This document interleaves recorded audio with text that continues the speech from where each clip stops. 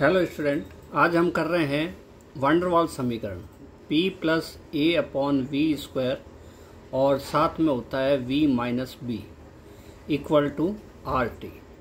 ये वंडरवॉल समीकरण है जिसके अंदर हमें a और b जो कांस्टेंट है इसकी विमाएं ज्ञात करनी है। यहाँ पर हम देखते हैं p क्या चीज़ है। ये दाब है, प्रेशर। इसका सूत्र p is equal to F upon A होता है। a और b नियतांक है, v क्या है, आयतन है। आयतन लंबाई इंटू चौड़ाई इंटू ऊंचाई होता है और r गैस नियतांक है। गैस नियतांक r है और T जो है वो परम ताप है, एब्सोल्यूट टेम्परेचर।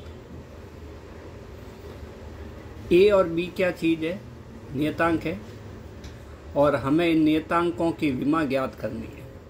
ए की विमा क्या होगी और बी की विमा क्या होगी, देखते हैं। तो यहाँ पे अगर दाब है तो यहाँ पे ये जो जुड़ने वाली चीज़ है इसके अंदर, इसकी वैल्यू भी दाब के बराबर होगी। तो हम देखते हैं यहाँ पे कि ए अपॉन वी स्क्वायर की विमा ज्ञात करते हैं तो वो पी की विमा के बराबर होता है।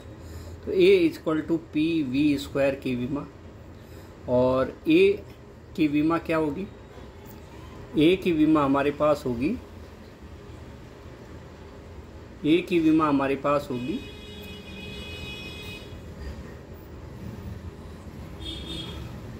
बराबर पी वी स्क्वायर की विमा।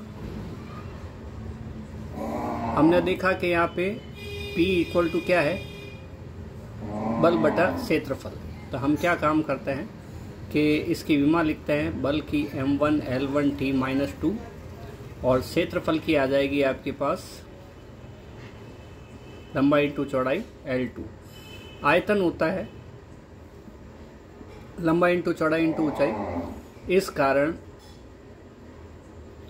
L3 और इसके ऊपर स्क्वायर है इसलिए हम इसके ऊपर स्क्वायर लगाएंगे। ये हो गया हमारे पास m1 L1 T minus 2 L घात के ऊपर घात होती है तो घाता का गुणा होता है, ये 6 हो गया। नीचे हमारे पास है L2। तो फाइनली रिजल्ट हमारे पास आता है m1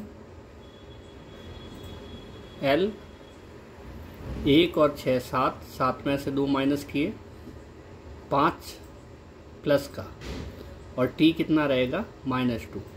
ये हमारे पास A की विमा प्राप्त होती है। अब हम यहाँ पे B की विमा ज्ञात करना चाहते हैं। तो देखें, ये आयतन है B, इसमें से अगर प्लस होने वाली राशि है या माइनस होने वाली राशि है वो भी क्या होगी, आयतन होगी। तो हम काम करते हैं कि B की विमा बराबर आयतन की विमा। तो B की विमा आयतन की विमा के बराबर होगी और आयतन का होता है m0 L3 और T0। तो इस टाइप से हमारे पास B की विमा आ जाती है। फाइनली रिजल्ट आता है हमारे पास A की विमा बराबर और B की विमा। ये विमीय सूत्र है और हम लिख रहे हैं m1 L5 और T माइनस 2, और आयतन के लिए आ जाएगा हमारे पास m0 L3 और T कितना 0। मिलते हैं नेक्स्ट वीडियो में।